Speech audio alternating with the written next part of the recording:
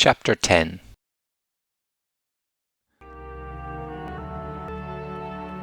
Then I looked, and behold, in the firmament that was above the head of the cherubims, there appeared over them, as it were, a sapphire stone, as the appearance of the likeness of a throne. And he spake unto the man clothed with linen, and said, Go in between the wheels, even under the cherub, and fill thine hand with coals of fire from between the cherubims, and scatter them over the city. And he went in my sight.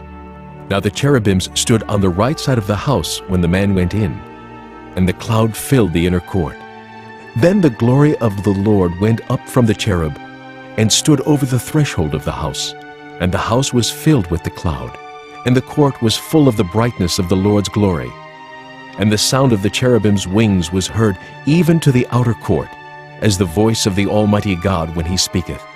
And it came to pass, that when he had commanded the man clothed with linen, saying, Take fire from between the wheels, from between the cherubims.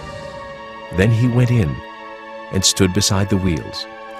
And one cherub stretched forth his hand from between the cherubims unto the fire that was between the cherubims, and took thereof, and put it into the hands of him that was clothed with linen, who took it, and went out. And there appeared in the cherubims the form of a man's hand under their wings. And when I looked, behold, the four wheels by the cherubims, one wheel by one cherub, and another wheel by another cherub.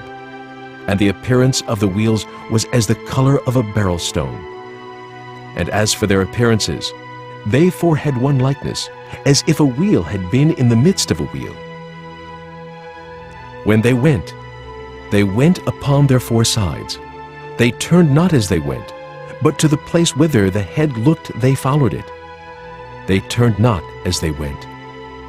And their whole body, and their backs, and their hands, and their wings, and the wheels were full of eyes round about, even the wheels that they four had.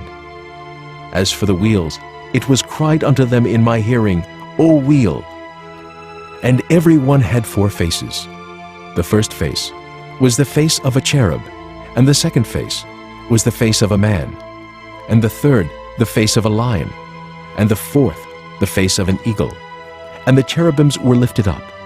This is the living creature that I saw by the river of Chebar. And when the cherubims went, the wheels went by them, and when the cherubims lifted up their wings to mount up from the earth, the same wheels also turned not from beside them. When they stood, these stood. And when they were lifted up, these lifted up themselves also, for the spirit of the living creature was in them.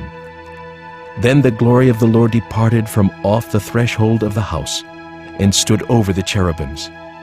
And the cherubims lifted up their wings, and mounted up from the earth in my sight. When they went out, the wheels also were beside them. And every one stood at the door of the east gate of the Lord's house. And the glory of the God of Israel was over them above. This is the living creature that I saw under the God of Israel by the river of Chebar. And I knew that they were the cherubims. Every one had four faces apiece, and every one four wings, and the likeness of the hands of a man was under their wings. And the likeness of their faces was the same faces which I saw by the river of Chebar. Their appearances and themselves, they went every one straight forward.